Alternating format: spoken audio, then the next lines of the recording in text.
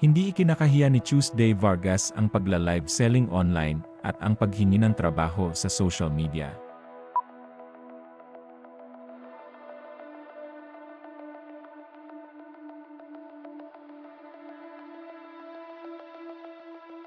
Sa gitna ng samut-saring reaksyon, matapos siyang umapela ng projects sa mga kaibigan sa industriya, malinaw ang kanyang paninindigan, wala siyang pakialam sa pangungutya.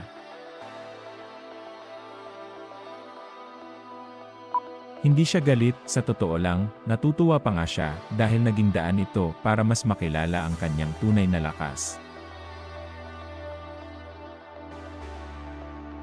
May mga nag-alala at sumuporta, pero may ilan ding nagsabing laos na siya, may attitude, at wala ng career.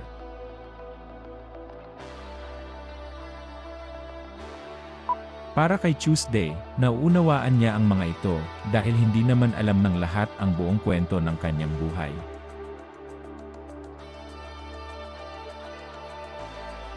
Sa halip na magkimkim ng sama ng loob, ipinaubaya na lamang niya sa Diyos ang masasakit na salita.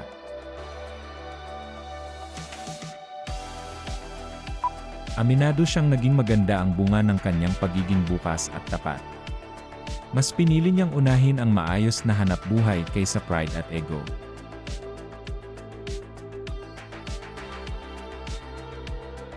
Hindi siya humihingi ng ayuda, kundi pagkakataon, isang oportunidad para magamit ang kanyang talento at kumita ng marangal.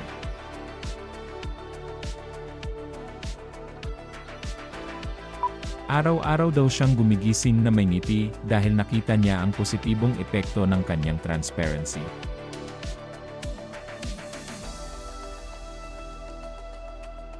Para sa kanya, ang ego ang tunay na hadlang sa pag-usad, at naniniwala siyang may itinuturo ang Diyos sa kanya sa yugtong ito ng kanyang buhay.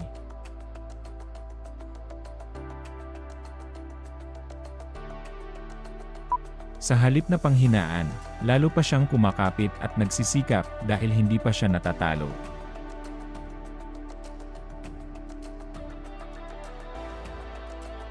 Sa mga nagsasabing live selling na lang ang bagsak niya dahil wala ng career, nagpapasalamat pa siya.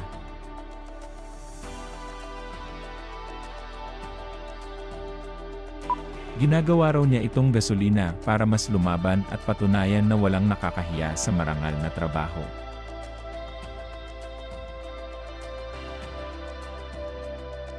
Lalo siyang ginaganahan dahil sa bawat puna at komento, mas tumitibay ang kanyang determinasyon.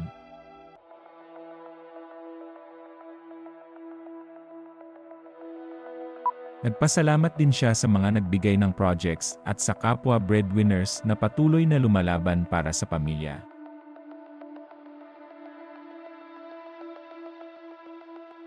Hiling niya na pagpalain ang lahat ng naghahanap ng trabaho at patuloy na ngumiti ang Diyos sa kanilang pagsisikap.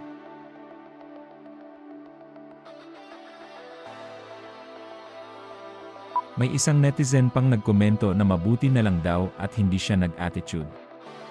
Direkta siyang sumagot at hinamon ang taong nagtatago sa likod ng anonymity. Para kay Tuesday, mas matapang ang taong handang humarap at manindigan kaysa sa naninira ng hindi nagpapakilala.